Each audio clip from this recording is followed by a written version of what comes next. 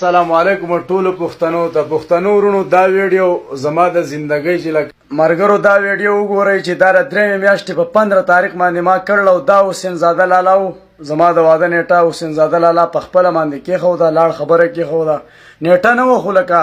زما رسخر سه زما روغه وکړه خبره ختمه کړه او بیا راته وویل چې د دې جینۍ نه قرار شه او دې جینۍ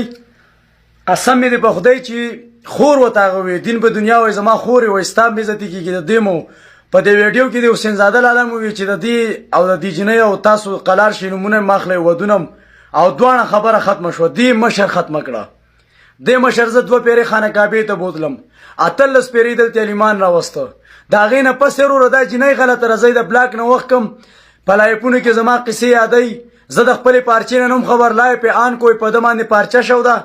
د ارشد خان په لایب کې رااله قصې وکړي د نو کله د یو لایب ترازی کله د بل لایب ترازی نو چې نقل اړيږي او خوخیم نو سید زبدیست نکاح ور باندې وتړم په اسلام کې رسولو خو